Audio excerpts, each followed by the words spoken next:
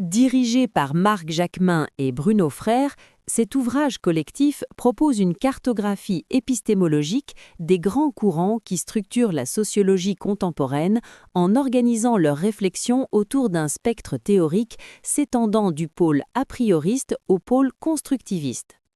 Le pôle a prioriste, qui s'inscrit dans l'héritage kantien tout en déplaçant la recherche des conditions de la connaissance du sujet individuel vers le monde social lui-même, cherche à dévoiler les structures sociales préexistantes qui conditionnent l'action humaine à l'insu des acteurs, comme l'illustre la sociologie critique de Pierre Bourdieu avec son concept de transcendantal historique incorporé, ou encore la sociologie de l'action d'Alain Touraine, qui, bien qu'opposée au déterminisme structurel, attribue aux sociologues une position transcendantale pour analyser la capacité de la société à se produire elle-même à travers le sujet et les mouvements sociaux.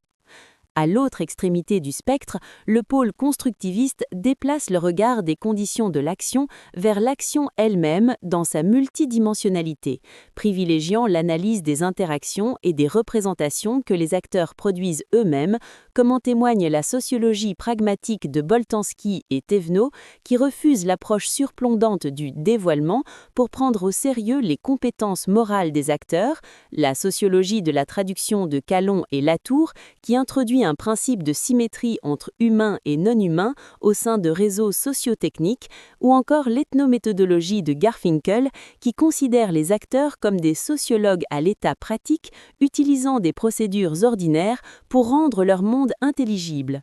À travers l'examen de ces figures majeures, le texte explore comment la discipline tente de définir sa scientificité entre dévoilement critique des structures invisibles et description pragmatique des réseaux sociaux, une tension qui traverse des débats fondamentaux comme l'opposition entre explication et compréhension ou la question de la rupture épistémologique entre savoir savant et connaissance profane.